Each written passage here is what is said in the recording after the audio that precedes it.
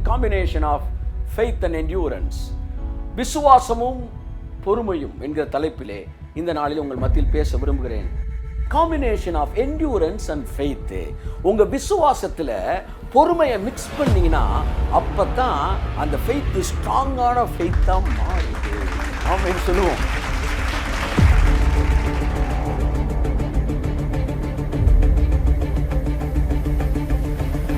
விசுவாசத்துல பொறுமையோடைய பங்கு என்ன என்பதை பார்க்க போகிறோம். பொறுமை இல்லாத விசுவாசம் எப்படி பின்மாற்றத்துக்கு வழிவகுக்கிறது என்பதை பார்க்க போகிறோம். பொறுமையோடு கூட இருக்கிறவர்கள் ஒன்றிலுமே குறைவில்லாதவர்களா இருப்பார்களாம். அவங்க லைஃப்ல இந்த ஒரு ஏரியா தான் சார் அப்படின்னு இருக்காங்க, எல்லா ஏரியாவும் அடிச்சு 100க்கு 100 வாங்கலாம். கை தட்டுங்க வந்தவர்கள். ஆமென்.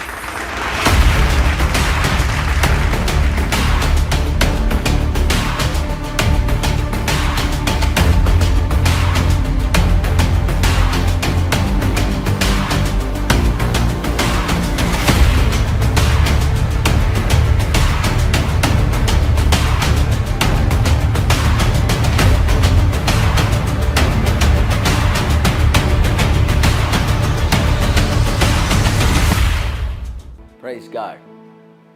கர்த்தருடைய வார்த்தை நம்மை சிருஷ்டிக்கக்கூடியதாக இருக்கிறது. தேவனுடைய கரம் உங்களோடு கூட இருக்கிறது. நீதிமானுடைய பாதை நண்பகல் வரைக்கும் அதிகமாய் பிரகாசிக்கிற சூரியனின் பிரகாசத்தை போல் இருக்கும் என்று வேதம் சொல்லுகிறது. நீதிமானுடைய வாழ்க்கையை பற்றி வேதம் சொல்லுகிறது என்னவென்றால், அது ஒரு வெளிச்சத்திலிருந்து இன்னும் வெளிச்சத்துக்குள்ளாக கடந்து செல்லும் என்றுதான் வேதம் சொல்லுகிறது. ஆகவே நீதிமானுடைய பாதை, அவனுடைய ஜாதகம் என்ன சொல்லுகிறது என்றால், ஆமென் சொல்லுங்க. என்னுடைய ஜாதகம் என்ன சொல்லுதுன்னா, சூரியன் பிரகாசிக்கிற மாதிரி நான் இன்னும் பிரைட் ஆகிட்டே போவேன். கையத்தட்டு கையத்தட்டு. ஆமென். ஹல்லேலூயா. சார் உங்க ஜாதகம் அப்படி சொல்லுகிறது. சார் நான் ஒரு பரிசுத்தவான் இல்லை சார். ஆமா, பரிசுத்தவான் என்பது வேறு, நீதிமான் என்பது வேறு. வேதம் நீதிமான்களுக்கு கொடுத்த வாக்குத்தத்தங்களை பரிசுத்தவான்களுக்கு என்று நீங்கள் மாத்திரக்கூடாது. பரிசுத்தவான்களுக்கு சொல்லுகிற வார்த்தை வேறு, நீதிமான்களுக்கு சொல்லுகிற வார்த்தை வேறு. கர்த்தராய் இயேசு கிறிஸ்துவை நீங்கள் சொந்த இரட்சகராய் ஏற்றுக்கொள்ளும் போது கிருபையினாலே விசுவாசத்தை கொண்டு நீங்கள் நீதிமான்கள் ஆக்கப்படுகிறீர்கள். நீதிமான் ஆக்கப்படுவது என்பது இயேசுவை சொந்த இரட்சகராய் ஏற்றுக்கொண்ட ஒவ்வொரு மனுஷனும் நீதிமான் என்று தீர்க்கப்படுகிறான். நீதிமான் என்றால் இயேசுடைய வித்து என்று அர்த்தம். வித்து என்பதற்கும் செயல்பாடுகளை மாற்றுவதற்கும் நிறைய வித்தியாசம் இருக்கு. ஒரு மனிதன் எவ்வளவுதான் செயல்பாடுகளை மாத்தினாலும் அவனுடைய வித்தை அது மாற்ற முடியாது. நான் எல்லாத்தையும் மாத்துறேன் அப்படின்னு சொல்றதுனால ஒரு கழுதை குதிரையாக முடியாது. ஒரு குதிரை ஓடவே தெரிலனாலும் அது கழுதையாக முடியாது.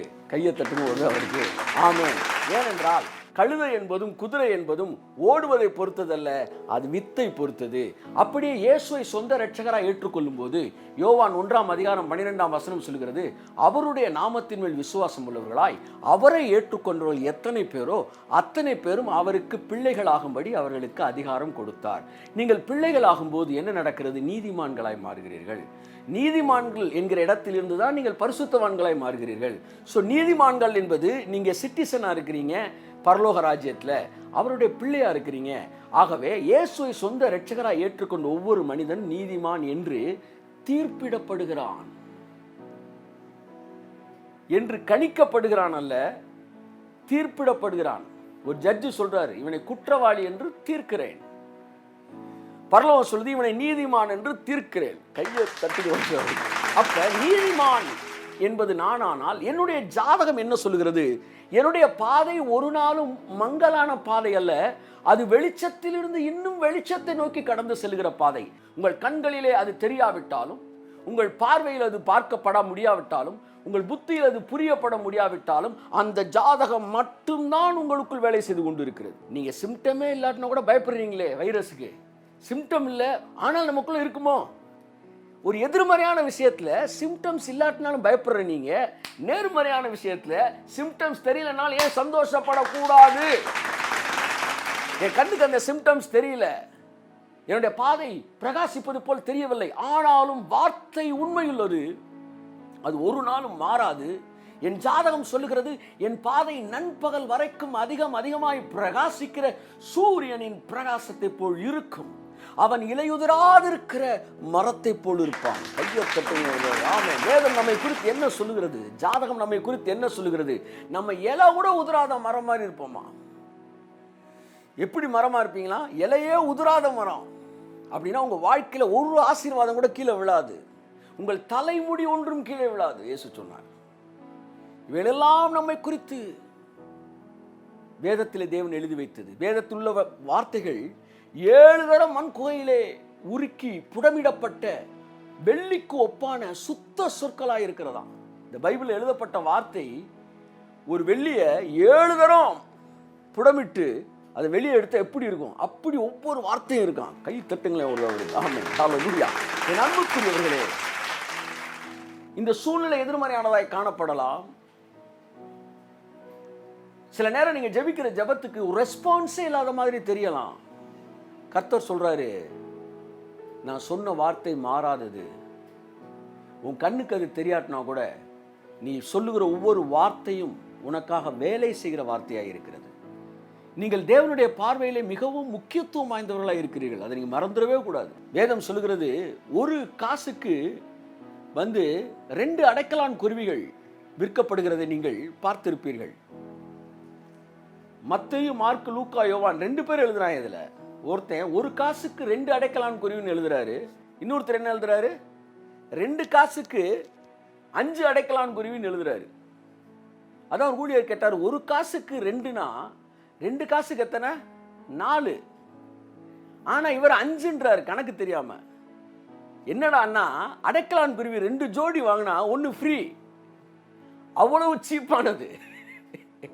அவ்வளவு சீப்பான அந்த அடைக்கலான் குருவி கூட அதில் ஒன்று கூட என் பிதாவின் சித்தம் இல்லாமல் தரையிலே விழுவதில்லை என்றால் அவைகளை பார்க்கலும் நீங்கள் விசேஷித்தவர்கள் அல்லவா? நான் விசேஷித்தவன், நான் எல்லோரையும் போல அல்ல என்கிற உண்மை நமக்கு எப்பொழுது புலப்படுகிறதோ அப்பொழுது பயம் நம்மை விட்டு நீங்குகிறது, கலக்கம் நம்மை விட்டு நீங்குகிறது. நான் தேவனுடைய பார்வையில் விசேஷமானவன். நீ உன் தேவனுடைய பார்வையில் அலங்காரமான கிரீடமானவள். கர்த்தருடைய கையில் நான் கிரீடமா? சார், வந்தவன் போனவன்லாம் உங்களை அடிச்சுட்டு போறதுக்கு தேவன் விடுவாரா சார்? நீ மறைவு கட்டப்பட்ட தோட்டம், வேலி அடைக்கப்பட்ட தோட்டமா, மறைவு கட்டப்பட்ட நீரூற்று, முத்திரிக்கப்பட்ட கிணறு. இந்த 3லையுமே ஒரு ப்ரொடெக்ஷனை கொடுக்குறாரு பாருங்க கர்த்தர். ஒரு தோட்டம் மந்த பன்றிகள் எல்லாம் மேய்ந்து போடத்தக்கதாக திறந்து போடப்பட்ட வேலி அல்ல. நீங்க உங்க தேவனுடைய பார்வையிலே நீங்கள் வேலி அடைக்கப்பட்ட தோட்டமா, மறைவு கட்டப்பட்ட நீரூற்று. அப்படின்னா எல்லாமே வாய் வைக்க முடியாது, அந்த தண்ணியை குடிக்க முடியாது, அவர் மட்டும்தான் குடிப்பார் அந்த தண்ணியை. அப்படிப்பட்ட நீரூற்று நீங்க. முத்திரிக்கப்பட்ட கிணறு. பாருங்க, சில கிராமங்களுக்கு போய் நீ கிணறு பார்த்தீங்கன்னா தெரியும், மேலே ஒரு பெரிய வலை மாதிரி போட்டு ஒரு பூட்டு போட்டிருப்பாங்க. எல்லாரும் தண்ணி எடுக்கலாம் முடியாது, அதுக்கு பாத்தியமானவர்கள் மட்டும் வந்தால் தான் திறக்க முடியும். அப்படித்தான் உங்க மேல ஒரு முத்திரை இருக்கிறது. பயப்படாதீங்க. உலகம் போற போக்கில் போவதற்கு நீங்கள் காற்றினால் அடிபட்டு அலைகிற அலை அல்ல.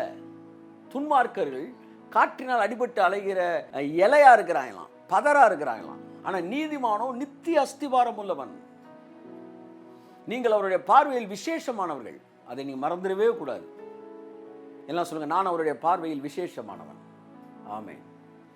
ஆகையால் அவருடைய ஒரு ஊழியர் தான் சொன்னார், தேவனுடைய நேரடி பார்வையில் நீங்கள் இருக்கிறீர்கள். எல்லாம் சொல்லுங்க, நான் தேவனுடைய நேரடி பார்வையில் இருக்கிறேன். ஆமென். அன்புக்குரியவர்களே, ஆகவே ஒரு விசேஷித்த தேவனுடைய கரம் உங்கள் மீது இருக்கிறது. நீங்கள் இந்த உலகத்தின் போக்கை பார்த்து பயப்பட வேண்டிய அவசியம் இல்லை. தேவன் உங்களுக்கு சொன்ன வாக்கு தத்தங்களை அவர் நிச்சயமாகவே நிறைவேற்றி முடிப்பார். அவருடைய வார்த்தைகளில் ஒன்றும் கீழே விழாது. அவை அத்தனையும் உங்கள் வாழ்க்கையிலே தேவன் நிறைவேற்றுகிற தேவனாக இருக்கிறார். ஆமென் சொல்லுங்க. ஆகவே உங்கள் விசுவாசத்தோடு கூட தைரியத்தோடு ஞானத்தோடு கூட இச்சையடக்கத்தோடு சகோதர சிநேகத்தோடு பொறுமையும் சேர்த்துக் கொள்ளுங்கள். பொறுமையோடு நீங்கள் காத்திருங்கள். உங்கள் வாக்குத்தத்தங்கள் எல்லாம் ஒன்றன் பின் ஒன்றாக நிறைவேறுவதை உங்கள் கண்கள் காணும். ஹல்லேலூயா. இந்த வாரம் the master touch, பொறுமை, endurance or patience, the combination of faith and patience என்கிற தலைப்பை உங்கள் மத்தியிலே தேவனுடைய வார்த்தையை நான் பகிர்ந்து கொள்ள விரும்புகிறேன். The combination of faith and endurance, விசுவாசமும் பொறுமையும் என்கிற தலைப்பிலே இந்த நாளில் உங்கள் மத்தியில் பேச விரும்புகிறேன். கர்த்தர் தாமே உங்களை ஆசீர்வதிப்பார். பொறுமை, the master touch of your spiritual life. உங்கள் ஆவிக்குரிய வாழ்க்கையோட மாஸ்டர் டச் என்னன்னா அது பொறுமை. ஒரு மனிதன் இதை கற்றுக்கொள்ளும் போது அவன் வாழ்க்கையில் பின்மாற்றம் என்கிற ஒன்றே இராது. இந்த நாளிலே, இந்த நாள் முதற்கொண்டு உங்கள் வாழ்க்கை இன்னொரு மண்டலத்துக்குள் கடந்து செல்லத்தக்கதாய் பரிசுத்த ஆவியானவர் உங்களை ஆசீர்வதிப்பாராங்க. எபிரேயர் 10:36 வாசிக்கிறேன். நீங்கள் தேவனுடைய சித்தத்தின்படி செய்து வாக்குத்தத்தம் பண்ணப்பட்டதை பெரும்படிக்கு பொறுமை உங்களுக்கு வேண்டியதாய் இருக்கிறது. ஆமென். அண்டர்லைன் த வேர்ட் பொறுமை. எல்லாரும் சொல்லுங்க, பொறுமை உங்களுக்கு வேண்டியதாய் இருக்கிறது. எல்லாம் சொல்லுங்க, பொறுமை உங்களுக்கு வேண்டியதாய் இருக்கிறது. சில நேரம் டாக்டர் சொல்லுவாங்க அவங்கள பார்த்து, உங்களுக்கு ரெஸ்ட் வேண்டியதாக இருக்குது சார் அப்படின்வாங்க. ஆமென். அப்படி சொல்கிற மாதிரி இங்கே தேவன் சொல்கிறாரு, வாக்குத்தத்தம் பண்ணப்பட்டதை நீங்கள் பெற்றுக்கொள்ளும்படிக்கு. நல்லா பாருங்க, வாக்குத்தத்தத்தை வாங்குறது வேற, வாக்குத்தத்தம் பண்ணப்பட்டதை வாங்குறது வேற. கையை தட்டுங்க. நம்மெல்லாம் வாக்குத்தத்தத்தை வாங்குறோம், ஆனால் ஆபிரகாம் வாக்குத்தத்தம் பண்ணினதை வாங்கினான். புரிஞ்சவங்க மட்டும் அல்லேலூயா சொல்லுங்க. நான் உனக்கு ஒரு வீடு தருவேன், நான் வாக்குத்தத்தம். நம்ம வாக்குத்தத்தத்தை வாங்குறோம், ஆபிரகாம் வீடே வாங்கினான். வாக்குத்தத்தம் பண்ணப்பட்டதை பெற்றுக்கொண்டான். வாக்குத்தத்தத்தை வாசிப்பது வேறு, அதை பெறுவது வேறு. இந்த செய்தி உங்களை எங்க கொண்டு போகுது தெரியுமா? இது வரைக்கும் வாக்குத்தத்தத்தை வாசிச்சுக்கிட்டு இருந்த நீங்க, இது வரைக்கும் வாக்குத்தத்தத்தை வாங்கின நீங்க, இனி வருகிற நாட்கள்ல வாக்குத்தத்தம் பண்ணப்பட்டதை வாங்க போகிறீர்கள். கரங்களை தட்டி கர்த்தருக்கு நன்றி சொல்லுவோம். ஆமென், ஆமென். வாக்குத்தத்தம் பண்ணப்பட்டவைகளை பெரும்படிக்கு பொறுமை உங்களுக்கு வேண்டியதா இருக்கிறது. The combination of endurance and faith. உங்க விசுவாசத்துல பொறுமையை மிக்ஸ் பண்ணீங்கன்னா அப்பதான் அந்த ஃபெய்த் ஸ்ட்ராங்கான ஃபெய்த்தா மாறுது. ஆமென் சொல்லுவோம். ஆமென், ஆமென். 11ஆம் அதிகாரம் முழுவதும் விசுவாசத்தை பற்றி பேசுகிறது. 11 விசுவாசத்தை ஸ்டார்ட் பண்ண போறாரு. 2 வசனத்துக்கு முன்னாடி 10 சொல்றாரு, பொறுமை உங்களுக்கு அவசியமா இருக்கிறது அப்படின்றார். அப்படின்னா என்ன அர்த்தம்னா, விசுவாசத்தை பற்றி பேசுவதற்கு முன்பாக பொறுமையை பற்றி கர்த்தர் பேசுறார். அப்படின்னா விசுவாசத்திற்கு பொறுமை அவசியமா அப்படின்னா இது எப்படி இருக்குன்னா, டீ குடிக்கிறோம்ல, டீக்கு ஜீனி போடுறது அவசியமா அப்படின்னா, ஜீனி போட்டாதான் அது டீ, ஜீனி போடாட்டி அது கஷாயம். அப்ப ஃபெய்த்னா, ஃபெய்த்தோட நீங்க பொறுமையை சேர்க்கணுமா சார் அப்படின்னா, பொறுமை சேர்ந்தாதான் ஃபெய்த்தே. பொறுமை சேரலனா, நல்லா கவனிங்க, பொறுமை இல்லாத விசுவாசம் என்பது உணர்ச்சி வசப்பட்ட மனநிலை, அது விசுவாசம் அல்ல. ஆமென்.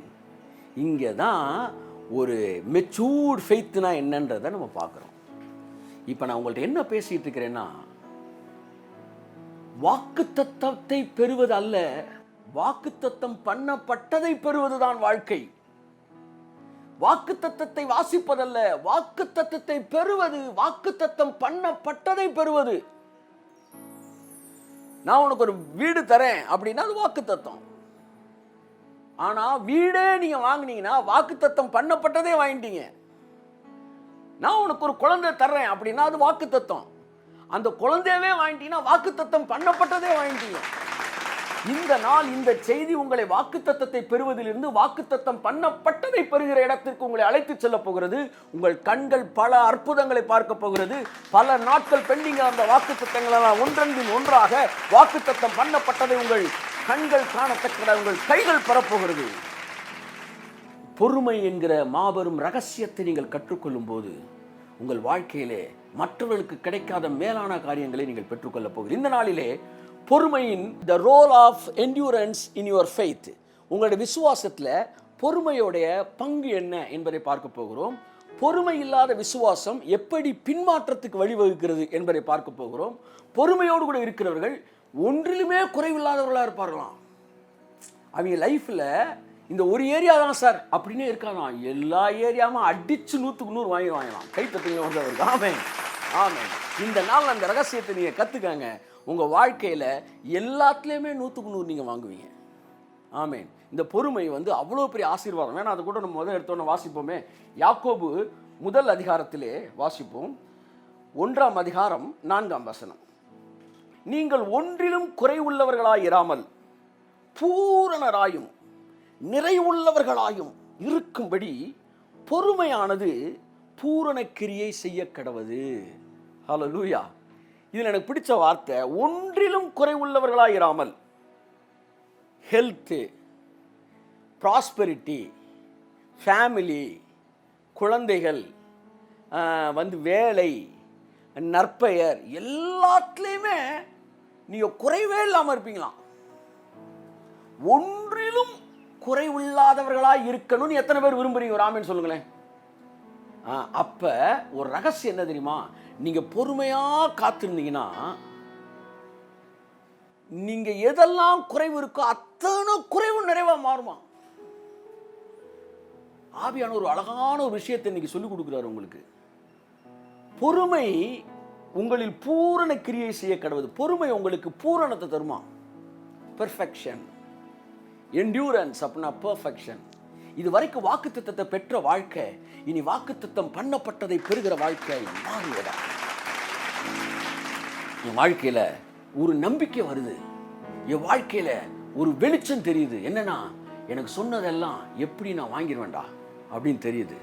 எப்போ பொறுமை உங்களுக்குள்ள வர ஆரம்பிக்குதோ அன்னைக்கு உங்கள்கிட்ட சொன்னதையெல்லாம் உங்க வாழ்க்கையில நீங்கள் நிறைவுள்ளவர்களாக வாங்க ஆரம்பிக்கிறீர்கள். ஒன்றன் பின் ஒன்றாய் உங்கள் வாழ்க்கையில் நடக்க ஆரம்பிக்கிறது. இப்போ இந்த பொறுமை என்றால் என்ன என்பதை முதல் நான் உங்கள்கிட்ட பேசுகிறேன். இந்த பொறுமை உங்களை என்ன ஆகிக்கிறதுனா பூரண புருஷனாக்குதான். பூரண புருஷன்னா என்ன? இந்த கம்ப்ளீட் மேன் அப்படின்வாங்க. பாடி லைன் அந்த காலத்தில் அட்வர்டைஸ்மெண்ட்டுக்கு சொல்லுவாங்க. பாடி லைன் தி கம்ப்ளீட் மேன் அப்படின்னு ஒரு அட்வர்டைஸ்மெண்ட் கொடுப்பாங்க. பாடி லைனா ரேமன்ஸ் கொடுப்பாங்க.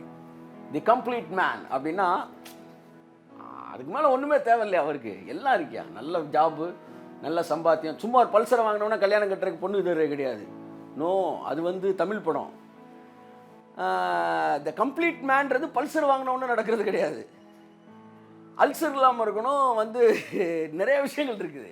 கம்ப்ளீட் மேன்னா ஆரோக்கியம், அழகு, அடுத்து ஐஸ்வர்யம், நற்கீர்த்தி, ஆண்மை, அதிகாரம், ஆளுகைத்தன்மை, நல்ல குடும்பம், மனைவி, பிள்ளைகள், நற்கீர்த்தி, இவையெல்லாம் இருந்தால் தி கம்ப்ளீட் மேன். இன்றைய செய்தி உங்களை கம்ப்ளீட் மேனா மாற்ற போகுது. கையெழுத்து. ஆமென்.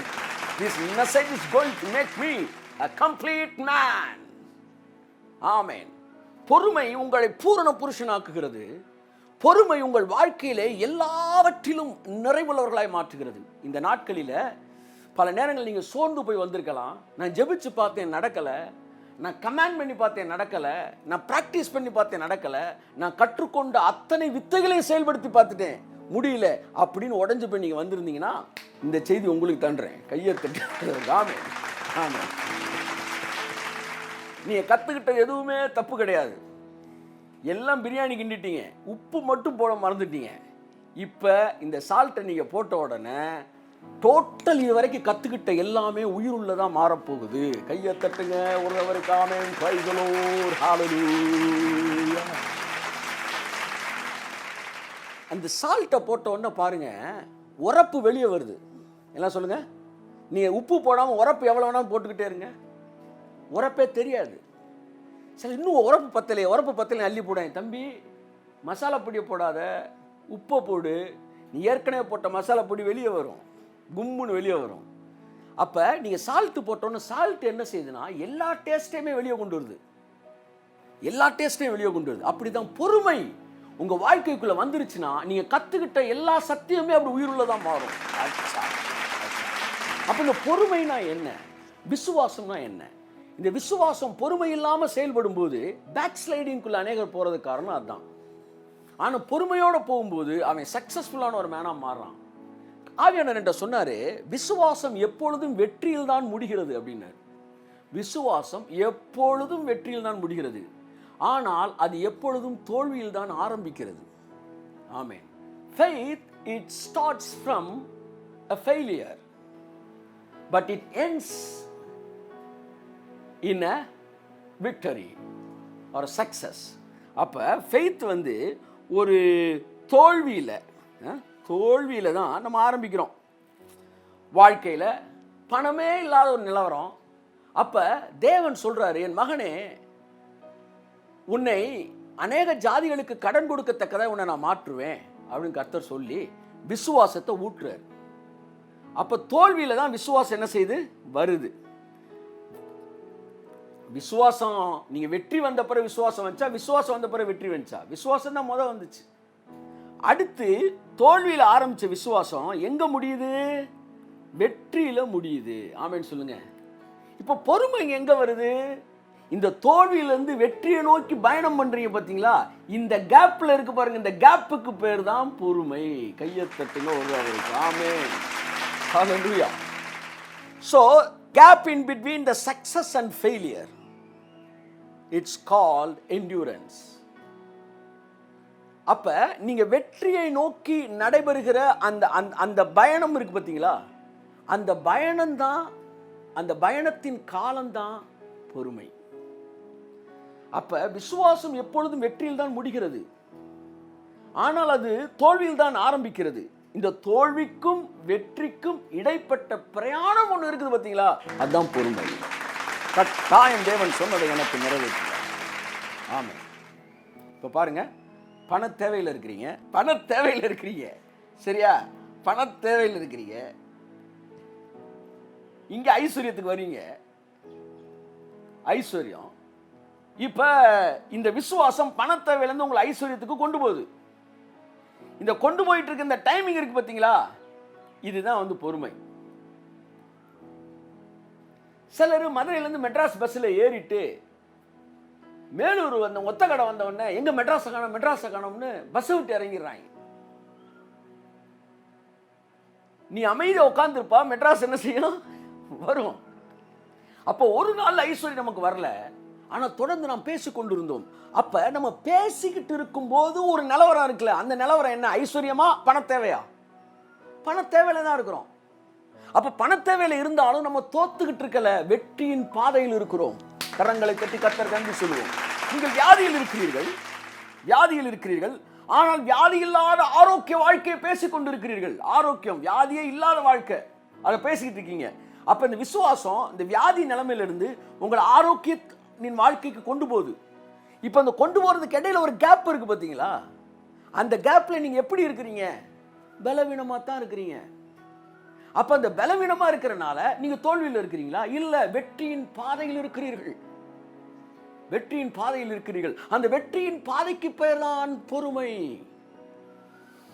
அந்த பொறுமை என்ன செய்யுது? அழகா உங்களை கொண்டு போய் ஆரோக்கியத்தில் கொண்டு வந்து சேர்க்குது. அந்த பொறுமை அழகா உங்களை கொண்டு வந்து ஐஸ்வர்யத்தில் சேர்க்குது. ஒன்றிலும் குறைவில்லாதவர்களாய் எல்லாவற்றிலும் உங்களுக்கு தேவையானதை செய்து முடிக்கிறது. அது பொறுமை இருக்கிற விசுவாசம் தான் விசுவாசம். பொறுமை இல்லாவிட்டால் அதற்கு பெயர் விசுவாசம் அல்ல, அது உணர்ச்சி வசப்பட்ட மனநிலைமை. இன்னைக்கு 100 பேர்ல வந்து ஃபெய்த்தில் இருக்கிறேன்னு சொல்றவங்க யாரெல்லாம் வந்து பொறுமை இல்லாமல் இருக்கிறாங்களோ அவங்கலாம் உணர்ச்சி வசப்பட்டவங்க, எமோஷனல் இன்பேலன்ஸ்ட். அதாவது இன்னைக்கு வந்து ஒன்று கேட்குறேன், நாளைக்கு அது நடக்கலை, அப்போ என் விசுவாசம் பொய்யா? நான் கற்றுக்கிட்ட சத்தியம் பொய்யா? இயேசுநாதரே பொய்யா? அப்படி வந்துட்டான். இல்லை, இயேசுநாதர் அனுப்புன பிதா பொய்யா? எது பொய் அப்படின்றார். கர்த்தர் சொல்றது எதுவுமே பொய் இல்லைப்பா. நீ ஏறினது மெட்ராஸ் பஸ் தான், ஆனால் மெட்ராஸ் வர்றதுக்குள்ள நீ இறங்குற. அப்ப உன் சத்தியம் உண்மை, எல்லாம் உண்மை. பைபிள் சொல்லுது, வாக்குத்தத்தம் பண்ணப்பட்டவைகளை பெற்றுக்கொள்வதற்கு பொறுமை உங்களுக்கு வேண்டியதாக இருக்கிறது. கர்த்தரை நோக்கி நான் காத்திருந்தேன். சங்கீதம் 40:1 சொல்லுது, அந்த வசனத்தை வாசிப்போம். கர்த்தருக்காக பொறுமையுடன் காத்திருந்தேன், அவர் என்னிடமாய் சாய்த்து என் கூப்பிடுதலை கேட்டார். கரங்களை தட்டி கர்த்தருக்கு நன்றி சொல்லுவோம். ஒரு விஷயத்தை கடவுள்கிட்ட கேட்கும்போது, ஒரு விஷயத்தை கடவுளிடம் தேவனிடத்தில் கேட்கும்போது தாவீது இங்க சொல்றாரு, கர்த்தருக்காக பொறுமையுடன் காத்திருந்தேன். ஒரு ஜெபம் பண்ணிட்டீங்கன்னா அந்த ஜெபத்துக்கு கட்டாயம் உங்களுக்கு பதில் இருக்கு. அந்த பதிலுக்காக நீங்கள் காத்திருக்க வேண்டும். எதுவரைக்கும் காத்திருக்க வேண்டும்? அடுத்த கேள்வி, எதுவரைக்கும்னாலே அங்க பொறுமை இல்லைன்னு அர்த்தம். அவன் ஏதாச்சும் டைம் பீரியட் கேட்குறான். ஒரு வாரம், ஒரு மாதம் சொல்லுங்க, கண்ணை மூடிட்டு இருக்கிறேன்றான். இந்த கண்ணை மூடிட்டு இருக்கிறதுக்கு பேர் பொறுமையே கிடையாது. பொறுமை என்றால் என்ன?